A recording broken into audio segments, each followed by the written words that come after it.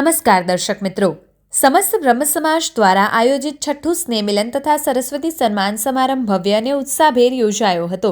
કાર્યક્રમમાં કોતરકા ગાદીપતિ શ્રી નિજાનંદ બાપુ, હનુમાન ધામના મહંત શ્રી ભાનુપ્રસાદ ગૌર, કિમેશ્વર ગૌશાળાના મહંત શ્રી વિષ્ણુગીરી બાપુ તેમજ માતપુરા મશાલી સરપંચ શ્રી મગનીરામ બાપા ઉપસ્થિત રહ્યા હતા।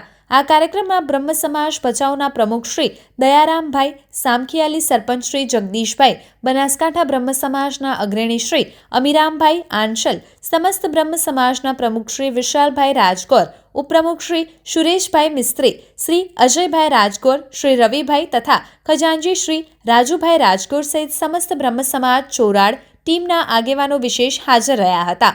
સમારંભ દરમિયાન સમાજની એકતા, શિક્ષણ, સંસ્કાર અને સંગઠનની મજબૂતી ઉપર ભાર મૂકવામાં આવ્યો હતો।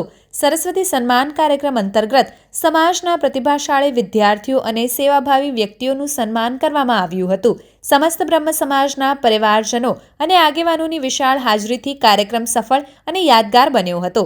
આવા જ અવનવા સમાચારો માટે જોતા રહો અર્થ પડકાર ન્યૂઝ। સંવાદદાતા વસંત કડિયા, પાટણ। જોતા રહો અર્થ પડકાર ન્યૂઝ અને અમારી ચેનલને લાઇક, શેર અને સબસ્ક્રાઇબ કરવાનું ભૂલશો નહીં।